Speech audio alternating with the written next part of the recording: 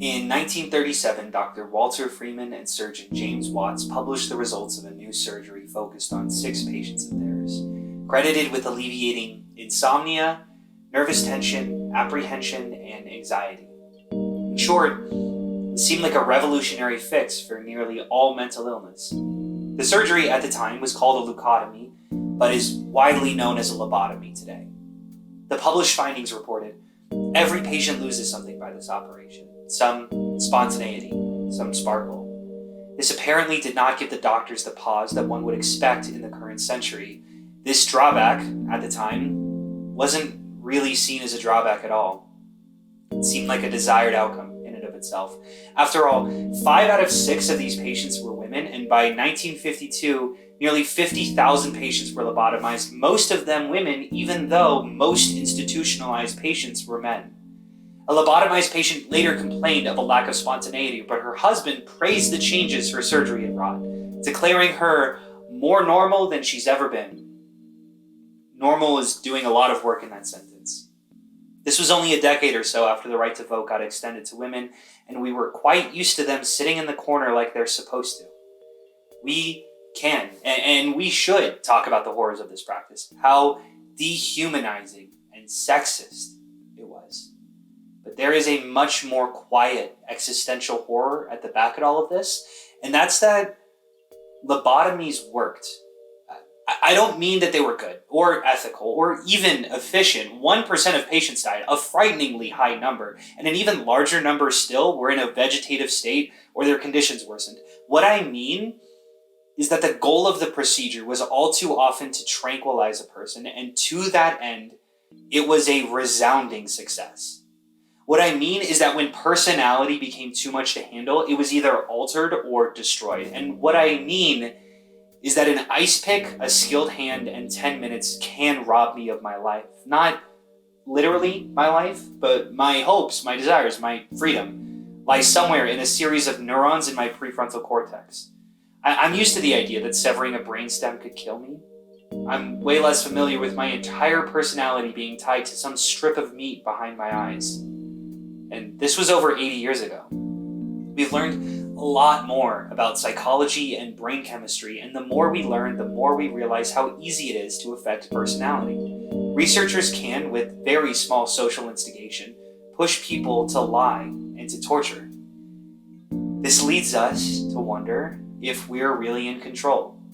Is free will just an illusion? Now, that might seem like a leap, but if brain chemistry can fundamentally change how engaged you are, how interested you are, literally your personality, how much of that personality really is you or is your choice?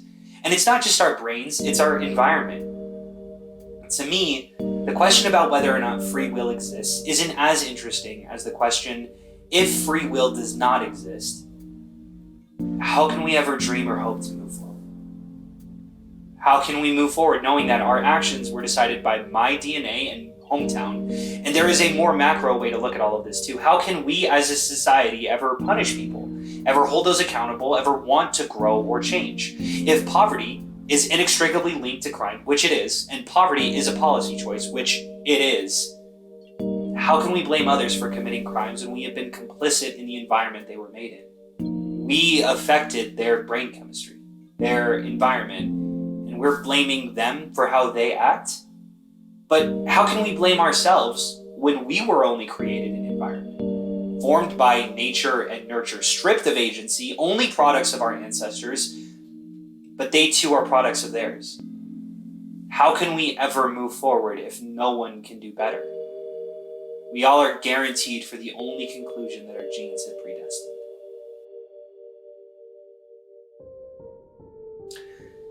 Democracy. Give me a sec, guys. I'm building into something. Democracy is kind of a weird bag. It's very obviously the best system we've got so far for who should be in charge. It's not even really a contest. We thought maybe it should just be the previous guy's kid, then maybe the elites, then maybe the landlords. Okay, fine. Maybe not just white men, as long as you stop yelling at me. And we are not perfectly a democracy in a lot of ways, like felons, DC and territories, and all of the ways in which money makes some votes count more than others. But by and large, the influence that rich people have in elections is overstated, and people actually do have control over what policies get made. There are exceptions. Yes, I can already see the comments. But if people cared enough about things happening, generally speaking, things would happen. There's a reason that there isn't a chance on Earth of Social Security getting abolished, and it's because nearly every lower or middle class person wants it. I guess my read of the country is that the vast majority of problems come politically because people want a solution that doesn't answer the problem, and then when the problem inevitably doesn't get fixed, they blame anything but their proposed solutions. No, homelessness doesn't get solved by rent control, border walls aren't going to stop crime, and we all saw what happened when a stupid fucking TV personality said he was gonna make America great again. To quote George Carlin, think of how stupid the average person is, and realize half of them are stupider than that. And our country is built on the average person doing the right thing. It's a lot easier to blame some abstract capitalistic force that makes progress impossible, grappling with the ostensible fact that people want the system that we've created is a lot harder. Because what is the solution? Some authoritarian leader who creates a one-party system? When that happens, even in the best case scenarios where that's occurred, there are just a few too many thousand extrajudicial executions for my taste. Call me a lib. I don't have an answer, other than change people's minds, but I'm not the only one at Thanksgiving dinner who would rather shut my mouth than engage with a delusional conspiracy theorist. I'll make peace and let them think what they want to think. But can I really expect more from a system if that's the way that I engage with it? I don't know. Because if I don't engage, I have no choice but to believe that people won't be so stupid, and that's hard because I have no evidence that they won't, that they vote in their best interest, let alone their fellow neighbor. Rather, everything seems to suggest that that is the only way that people act. And if we want to change their minds, how often has that actually worked? Have you seen a person say, "Oh, never mind, yeah, I'll stop being a bigot now, that's my bad"? Are we supposed to continue along the grain, knowing people will not change, and argue with them anyway? I mean, if we want things to get better, which I do, how?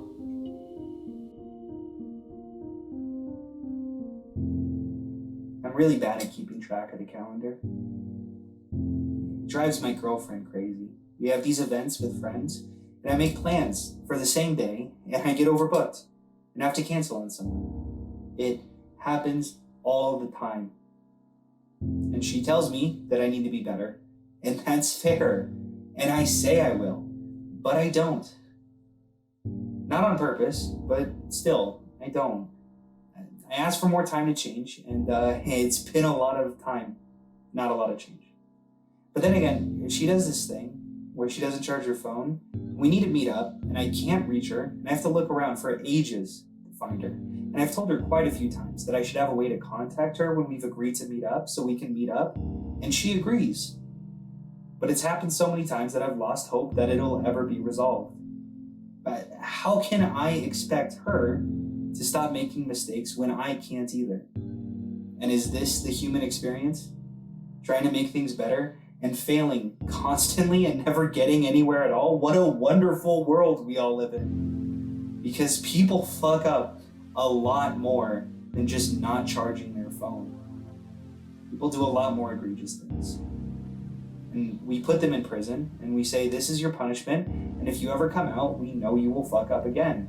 I mean, that's the whole debate happening constantly about the justice system. Is the function of prison to punish those who have done harm? Or is it to acknowledge that you have committed a wrong and find a way to reintegrate yourself with society? I mean, we all know the stories about people who have been let off for rape charges only to recommit, people in their personal lives who have not changed, and the thousands of people who you would not trust to be walking around your neighborhood late at night. There are promising stats about recidivism rates, but this is more of a moral argument than a stat-driven one, because we all need to concede that some people just won't be better. and that it might be safer to keep everyone who has committed a crime in a punishing area because we simply can't trust them. Living, believing that people can be better, is to live vulnerable. It's to live unprotected. But living defensively means that people won't be better, because paradoxically, people can only change if you allow them room to do the exact same thing again. There seems to need to be a decision to trust that people can and will decide to be good before they've shown any reason to believe that they can at all. And that's difficult. But then again, I've made mistakes. I've done worse things than forgetting a scheduled appointment. I've hurt others. And who has the right to decide that I can be better other than me? That seems easy when I talk about myself, but extending that to other people, I don't know if we can trust others to make the right choice, even though I need for people to believe that I can.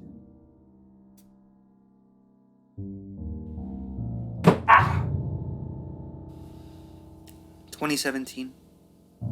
Honestly, if I'm honest with myself, it spanned a lot more years than that, but 2017 was probably the worst. I dropped out of college due to depression. I mean, it was academic probation, but depression. My car broke down like a month later. Family lived hundreds of miles away, and I could really only find a job nearby at this Mexican restaurant with the worst boss I've ever had to this day. I couldn't find a better place because there weren't many hirings within walking distance. He, at first, only agreed to get me on the weekends, like 15 hours a week, but I probably could have pushed for more hours. I didn't exactly have the strength to work, not just mentally either. Most nights were a choice about where my money should go. Should I fight with my landlord or not eat for a few days? And it didn't exactly help that I had a sick satisfaction at how thin I was. In my head, I was saving up for a car so I could just drive to a decent job, but I wasn't really. My parents bought me a car that Christmas. A month later, I totaled it, skidding on the ice. That same month, I got massive abscesses in my throat, and it obstructed my breathing and eating. I could barely swallow water, and I was terrified of the ER and the ensuing costs.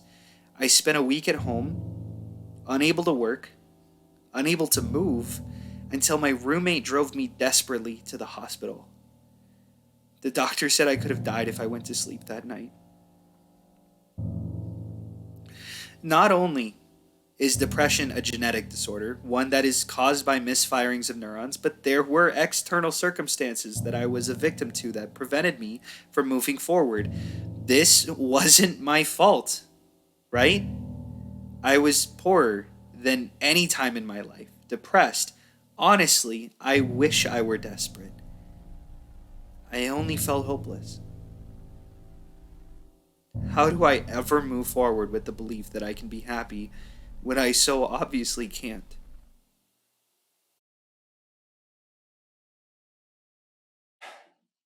We are alone. You ever look at the bleak nothingness around us all? We're alone on a spinning rock, just waiting for another apex predator to dethrone us. There is no meaning, no purpose, no anything really to all of this. We are just tiny little creatures wandering on a tiny little planet, orbiting a cosmically tiny little sun. Anything we do will someday be enveloped by an expanding star and devour us because we are nothing to the expanding universe. Kevin Hines thought so too.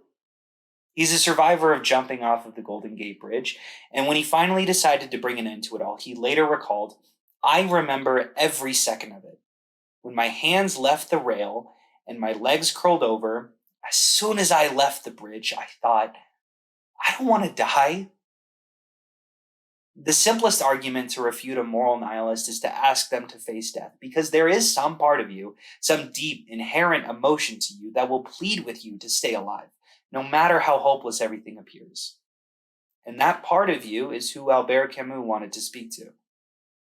1942, The Myth of Sisyphus. The book can be summarized by saying, if life is meaningless, why don't you just go die? I'm not joking. If you're right, and this doesn't matter, then prove it. Because at the end of the day, the most important question to ask is whether or not you should die. Because if the answer is yes, then nothing else really matters then, does it? Discovering the science of chemical processes only matters if we're around to see it. Camus said that there were 3 options. You had suicide. Life is meaningless. I'll just go die then. It's important to recognize this as an option that people choose, but neither Camus nor I advocate for it. The second is what he calls philosophical suicide. An author often accredited as Paul wrote to the Hebrews some 2,000 years ago, saying that faith is believing in things not seen. But way too often, Camus saw people believe in things only because they were shutting their eyes. We can say that God exists, that the sun revolves around us, that secretly there is a plan for us, and one day, this will all be worth it. After all, a world that can be explained by bad reasons is still a familiar world. Life is full of meaning. I can live free and happy. And there is a third conclusion, and Camus called it the absurd. Life is meaningless. I can live free and happy. I see your logic. I see your thoughts. I see how you arrive at the conclusions you did, but I cannot help but disagree. I choose to live anyway. Sisyphus is a creature destined to live a tortured existence, struggling to lift a rock up a mountain just to watch it fall away. But the struggle towards the heights is enough to fill a man's heart. One must imagine Sisyphus happy. I'm stuck between 2 different interpretations of that word must. One is logically inferred to imagine Sisyphus happy. There are no other true options. There's only death as another choice. But the other interpretation I sometimes see hidden in the text is, please, I urge you to imagine Sisyphus happy. You must. I see so many people suffer who do not know that they do not have to.